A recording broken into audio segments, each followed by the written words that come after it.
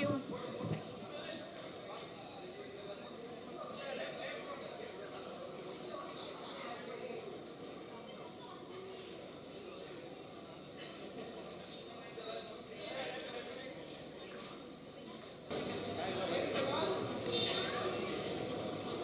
எல்லாருக்கும் வணக்கம்.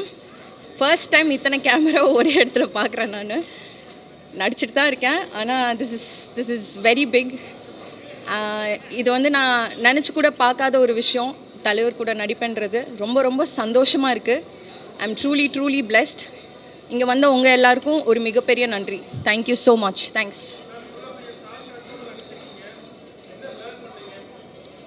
Everyday is a learning தானே.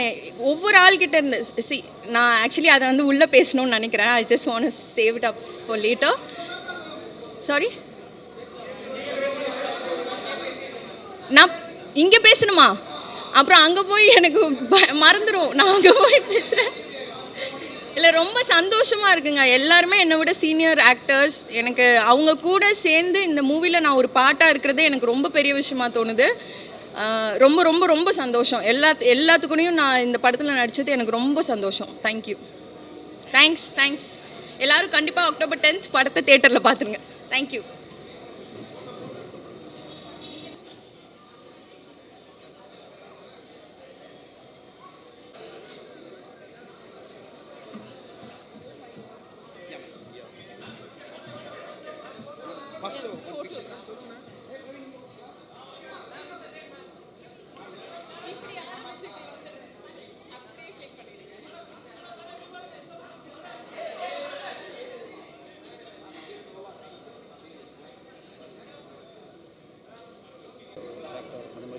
அந்த மாதிரி ஏதோ ஒன்று கேட்குறதெல்லாம் இல்லை.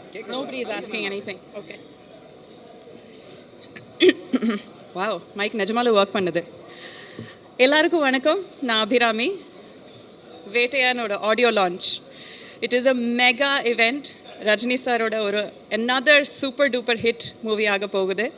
அதில் ஒரு பெரிய ஒரு அம்சம் வந்து அதோட மியூசிக் அண்ட் அதோட சூப்பர் ஸ்டார் வந்து அனிருத். ஸோ இன்றைக்கி அந்த ஒரு விழா தான், ஆடியோ லான்ச்.